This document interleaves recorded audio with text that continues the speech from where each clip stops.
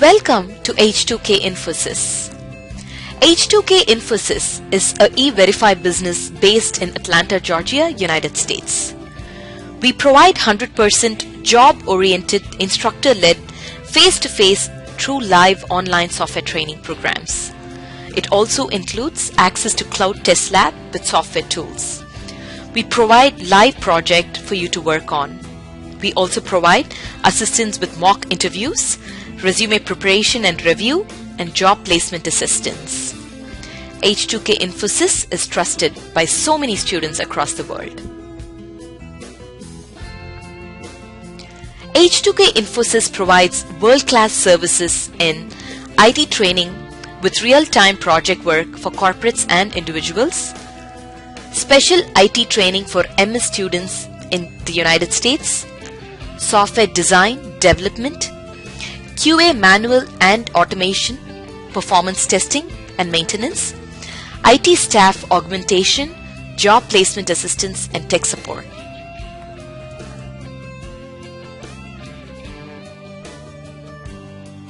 Called one context parameter, which is context config location.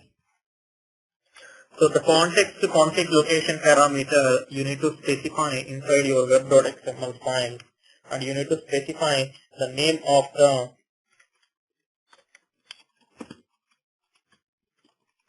XML file with a comma separator.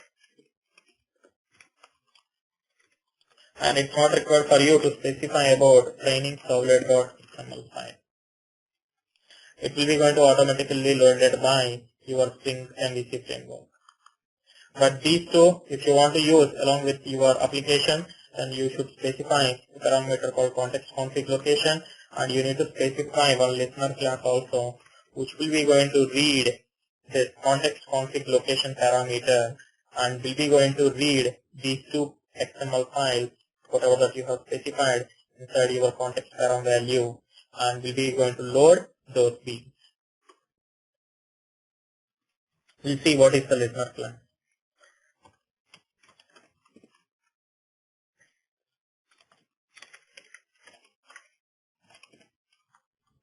Why?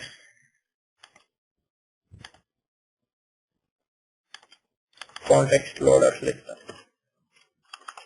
So this is the listener class that you need to specify inside your web.xml. If you are specifying only one, no need to configure any of these stuff.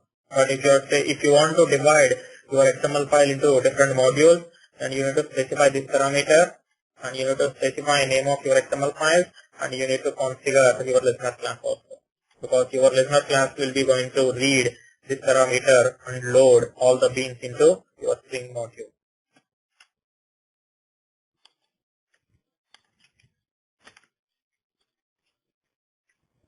You can see that this is the way that you need to configure.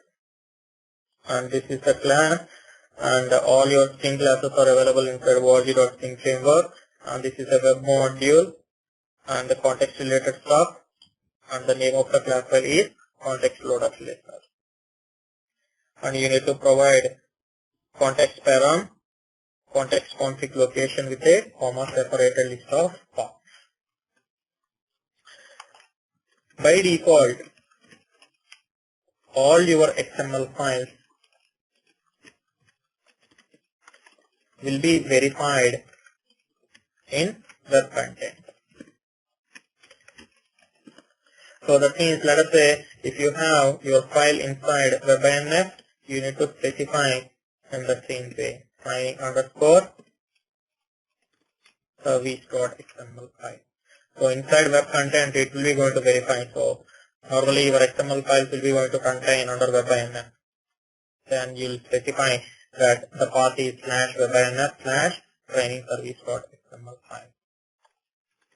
And previously we have mentioned that we need to configure dispatcher servlet inside your web.xml file.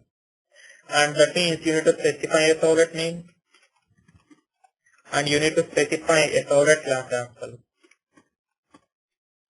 The servlet name, whatever that you have specified, let us say I have specified the servlet name as Spring MVC. And the the servlet name for mapping, it's the same one, and the URL pattern. So you want to handle for all the records. So put a slash, or else if you guys remember, we have used start.do.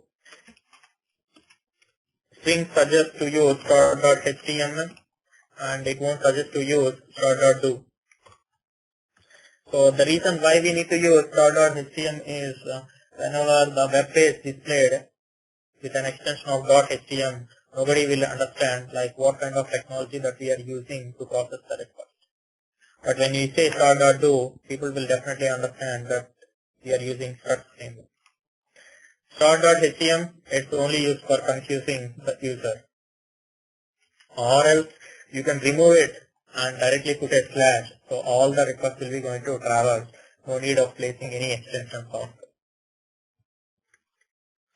Now, whenever you have specified the servlet name for your dispatcher servlet and Spring MVC, your dispatcher servlet searches for an XML file called servlet name-servlet.xml.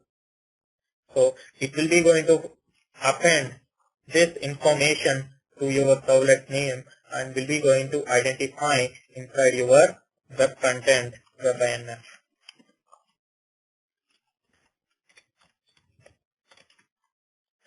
So for the first one, it will be going to load automatically. But for the remaining two, like service.xml or data.xml, you need to configure using context config location parameter. So remember that whenever you are writing Spring MVC application, your Spring MVC related XML should contain same name as sort of your servlet name hyphen servlet.xml file. If it was not available, then all your beans, it won't get loaded into the memory. That is one.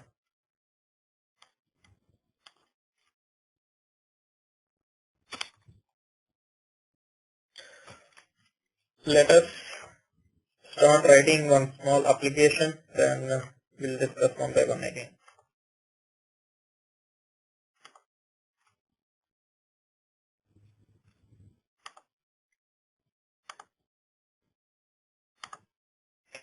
I have created one dynamic project. Once you have created a dynamic project, the first step that we need to follow is related to your web.xml.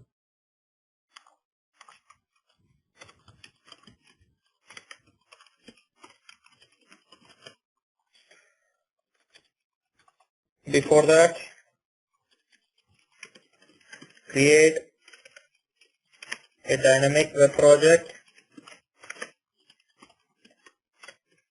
load all the required jar files.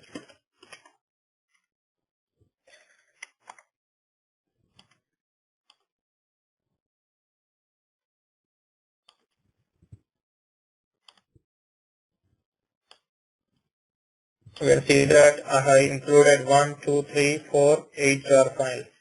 Previously we have included the same, but previously we haven't included web and web servlet. So currently we have added web and web.servlet jar files also to our deploy path, because our MVC framework uses these two jar files. Once you have created dynamic web project, load all the jar files. That's the first step. Next, go and configure your web.xml.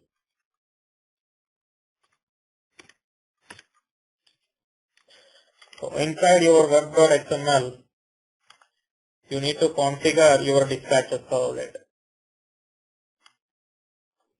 So your dispatcher servlet is available under org, Spring Framework. This is common for all the modules. Currently we are working on MVC. So web.servlet, and after that the class name is dispatcher servlet. If you guys not able to identify the path, go to any of the Java files, try to declare the variable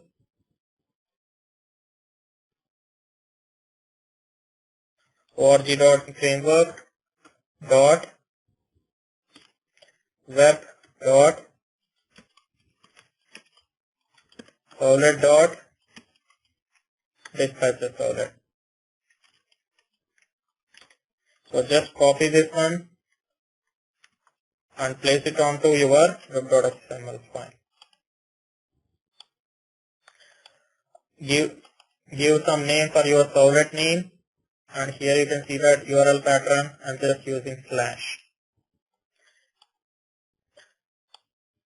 And you can see that inside my web.inf I have created an XML file called string-mvc-servlet.xml. String MVC, name of your servlet name, -servlet.xml file. I just placed how to configure context param and listener also, but currently I don't have any extra XML files. Context param, nothing but application related param. The name of the param is context config location, and the param value is /webinf/string mvc-service.xml. So this is another XML which I want to load it into the memory. And once you have specified this was supposed to be configured by your listener only. So you need to specify your listener also, or else this XML won't be loaded into the memory. So your listener, it was available inside web.context. Previously, your servlet was available inside web.servlet, and this was available inside your web.context, and the name of the listener is context loader listener. If it's required, then only place context config param and listener. If it was not required, don't place those two at all. So once you have configured your web.xml file, create a string XML file with servlet name -servlet.xml. So currently I have created string mvc-servlet.xml. So this is my XML configuration for dispatcher servlet. Open this one. Forget about the parameters, we'll discuss one by one later. You can see that top element is beans and schema location. Previously we have included only string beans. Now you can see that I have added context, string context 3.0 XST.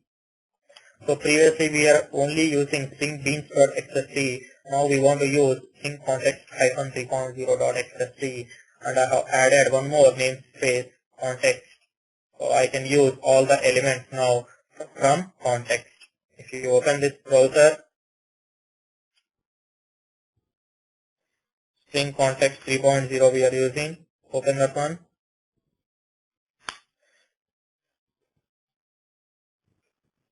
You can take a look at what are all the elements available inside your string context.3.0.xst file. The string context 3.0.xst is annotation based context file. So you can inform to the string that I want to use annotations and I don't want to configure any kind of beans with respect to string MVC file. You can see that I don't have any beans except one. I just have only one bean inside my string MVC servlet.xml file. On the top, the first element that I have specified is annotation config. Whenever you want to use annotations, you need to inform to the string framework. See, context is my namespace, and these are all the elements that are available inside annotation. Inside the context. 1, 2, 3, 4, 8 parameters are there. Annotation config. Annotation config informs to the string framework that currently I am using annotations with respect to controller.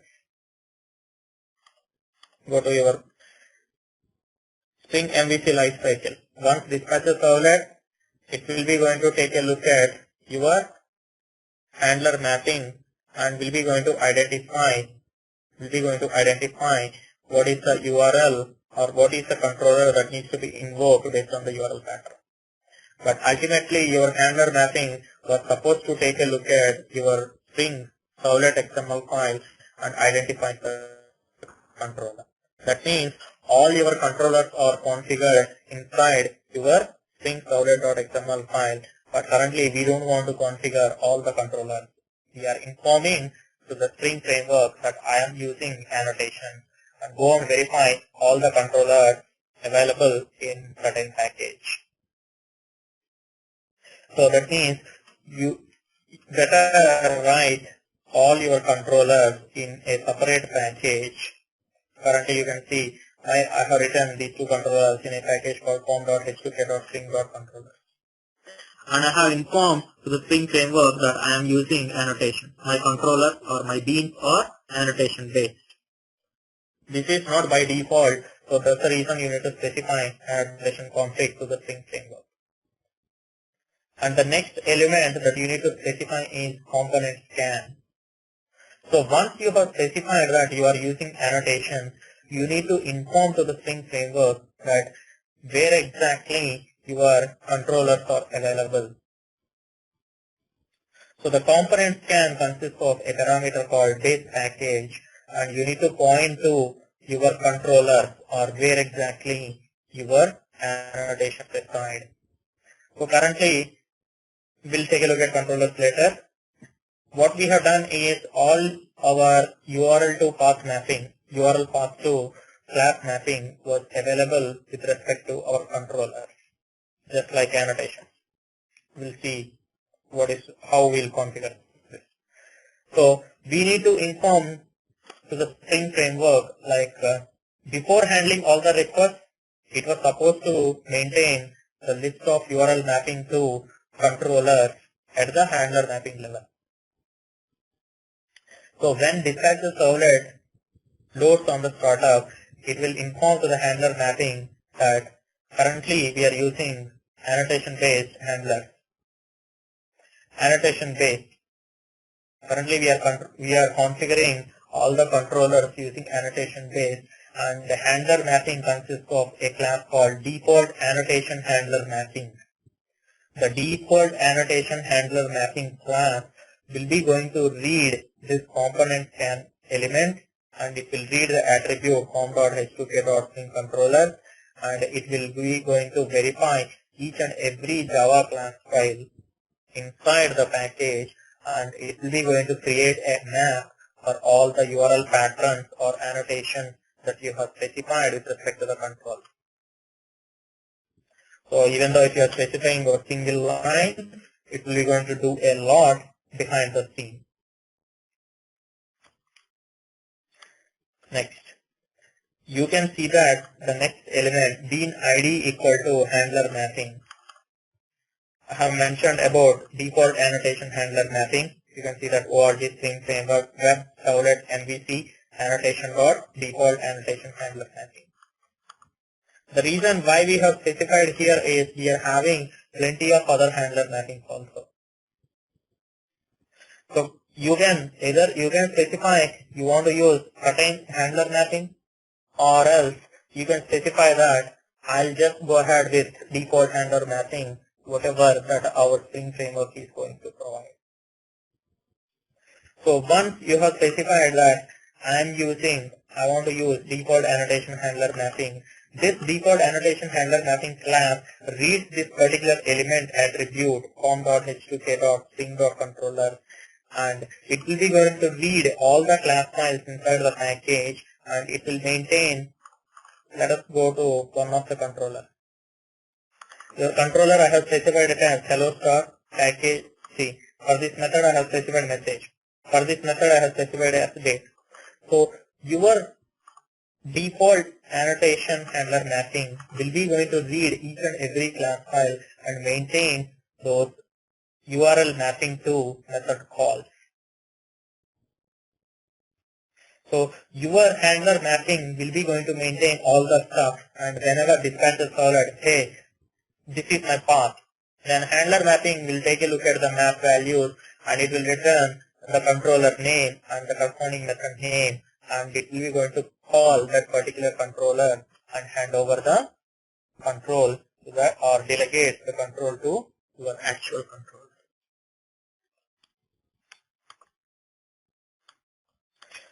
Once after completing, let us say it was able to scan all the packages, and you have mentioned about default handler mapping also. What is the next step? The next step is go and create your controller. Handler mapping completed, dispatch server completed, third step is your controller. Go and create a controller class.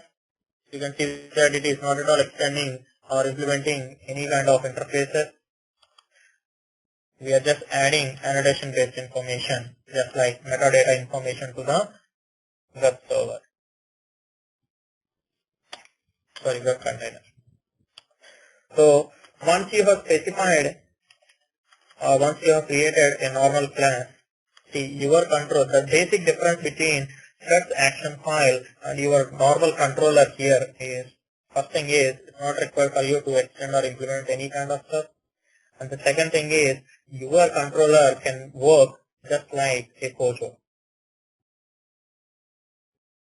It uses dependency injection, and whenever you have specified, let us say from the front end, you are passing some data, and your controller has the capability of getting those parameters by using Spring Framework.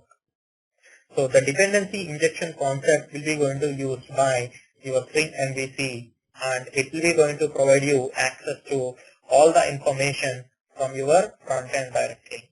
It's not required for you to set or specify any kind of form beans or any kind of information to the Spring Framework. Once you have specified like this is username and password, let us create private string username, private string password. So whenever you have declared these two variables, and if your front end, if your JSP submission contains these two parameters, your Spring Framework will be going to automatically call the set username and set password. That means it is using the dependency injection concept, and it will be going to load those two properties and will make it available to your controller processing.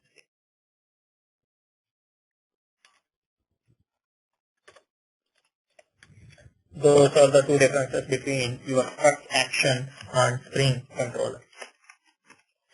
So your Spring controller, you can write any kind of method. You can see that I am writing hello message, get date. There is no restriction because you are not at all extending or implementing any kind of interface or class. Now, once you have started writing your controller, you need to specify that this is a controller object. You will be going to specify based on an annotation called @controller.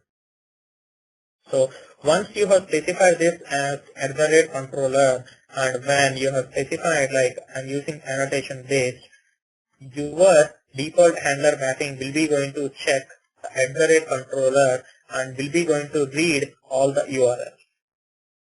The request mapping parameter is used to specify the actual URL content. Here you can see that I'm using hello/star. Unlike your Struts action file, which handles only one request, your Spring controller can handle multiple requests based on the same controller.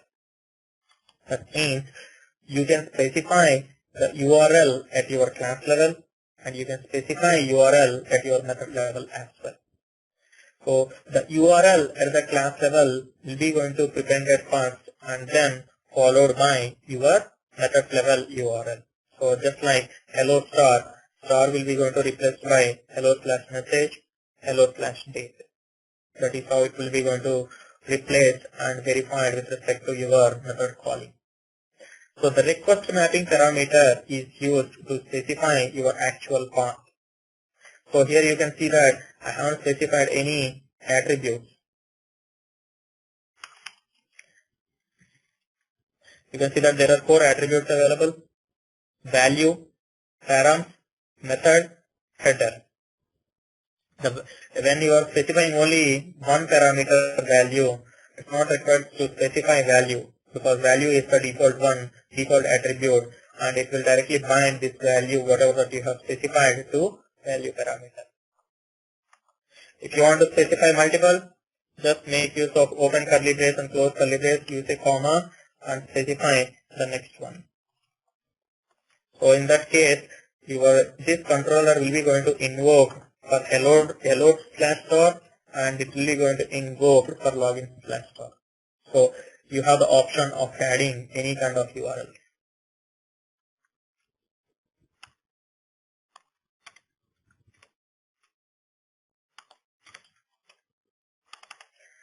So now you have specified at the class level controller, and you have specified the root level or the first level path is hello, and after you have specified star. The star, whatever that you have specified, will be going to be replaced by your method level URL pattern. So currently the first one is request mapping message. So I want to just display a message to the user. So specifying that welcome to H2K Spring Training. So here the hello message was bound or bind to a URL called message. So whenever a request has received like hello/message, then Spring will be going to invoke this particular method and will be going to return a response. And you can see that here I am using, this is also another method which will be going to return a date value. Get date method, we'll discuss about this one later. @request mapping parameter, and here I have specified the attribute name. The reason is I am using two parameters here or two attributes here. So that's the reason I have specified value equal to date. So whenever a request has received like hello/date, it will come and invoke this method. And the next parameter is method. The method parameter is used, let us say you are submitting the page with respect to post or get or head or trace. You have the option of writing methods or accepting the method access only based on or else based on the request submission. So let us say you are submitting the request with respect to get and you are asking date. So then it will see that the request submission should be post. This method can handle only with respect to post, and there is no other method which handles value as date and method as get, and it will be going to throw 404 page not found error. So Spring performs strict validation with respect to form submission and the method that you are expecting. If you want multiple, just put a comma and place the next parameter. But once you have specified the method is post, it will only access the post related record. But here if you see, I haven't specified any parameter. At that time, the default form submission, which is get, and here also the default method that will be going to accepted by our hello message is also a request of type get.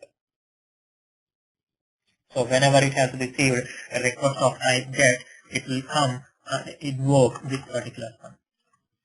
See, normally our application consists of http://localhost:/8080, and then it consists of Spring MVC project as our context root, and once after that, whatever the form submission that you have done, let us say in your action you have mentioned as hello/message.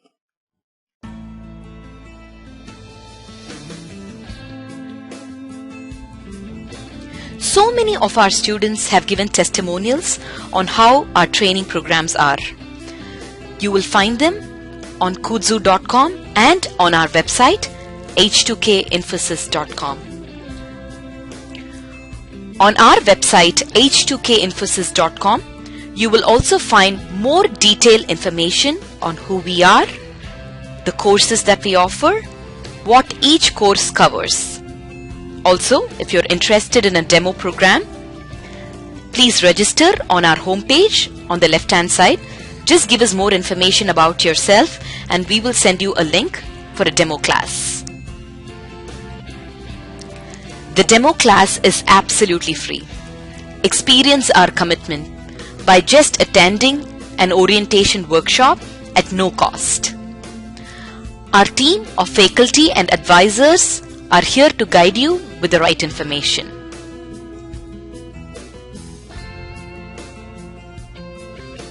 If you still have more questions, please feel free to call us.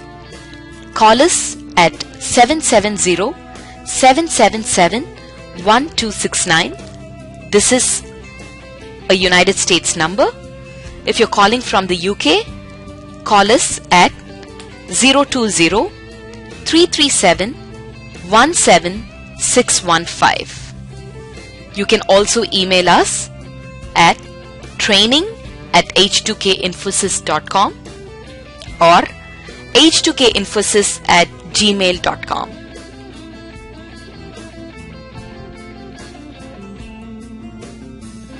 Thank you for watching our videos. We wish you a great career in information technology.